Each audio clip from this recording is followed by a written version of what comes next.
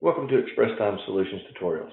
Today I would like to show you how to set up a supervisor so they can properly be notified and manage their buildings you put them to manage. When you come into ExpressTime and you go into Personnel and Employees, it brings you to your list of employees. If you're adding in a brand new employee, you do hit the insert and you type in the information. Today we're going to show you one that already has information typed in that is going to be a manager or a supervisor. So once you have this information put in, you're able to put in, you have to have an email, and we'll just put in mike@test.com, and then we will click supervisor.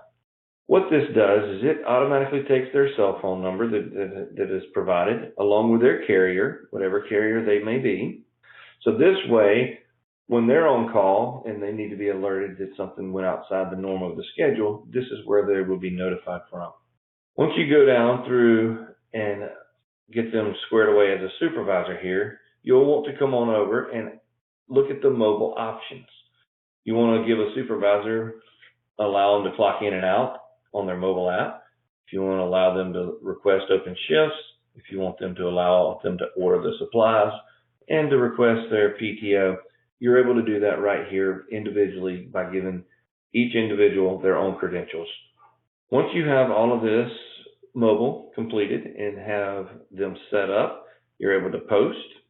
Once you post them as a supervisor, it is going to give you the ability to be able to maintain. It says there will be multiple buildings that you can quickly put your supervisor in by clicking the Add Buildings list. So we're going to do that at this point. We're going to come down here to our supervisor building list, which is in the bottom right side over here. When I click on the building supervisor list and I go to add buildings, it will allow me quickly to say they are on call by their text message. If they're using shifts, they're only going to be on call certain days of the week, you're able to set them up here. And then I would go down and select the buildings that they will be a supervisor over for me. And I could put all the buildings or up to just one building. And then I post.